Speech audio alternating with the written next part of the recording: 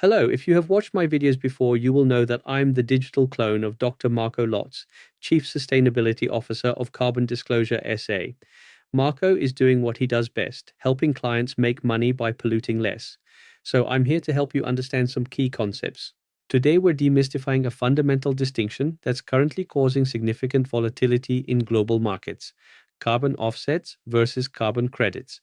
There is a key difference, but remember, any action will be good action and progress.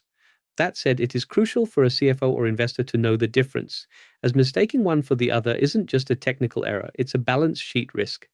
As ESG regulatory shifts tighten, understanding these instruments is critical for navigating banking risks and seizing investment opportunities.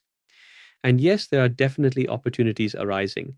In a world where greenwashing carries heavy financial penalties, your choice between these two assets defines your market position and your ROI.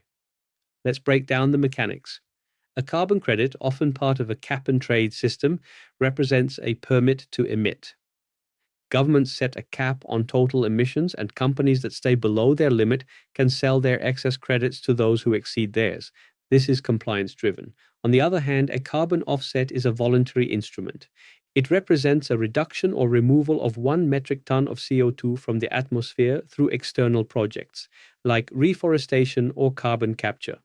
While credits are about meeting regulatory limits, offsets are about compensating for emissions you haven't yet eliminated. Credible sources like the World Bank emphasize that while both use 1 ton of CO2 as a unit, their legal and economic frameworks are worlds apart. The financial impact here is massive. Carbon credits are increasingly treated as a liquid asset class. Carbon offsets can also be liquid assets, but only if a guaranteed price and off-taker are available, with prices fluctuating based on supply, demand, and policy changes.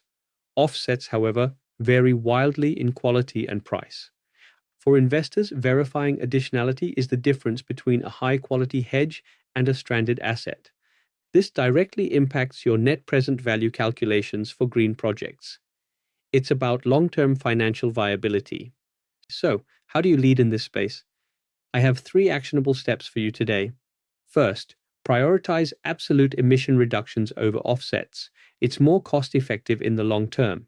It is always better to reduce pollution than to try to fix its consequences. Second, if you must use offsets, invest only in high additionality, certified projects to avoid reputational and financial risks.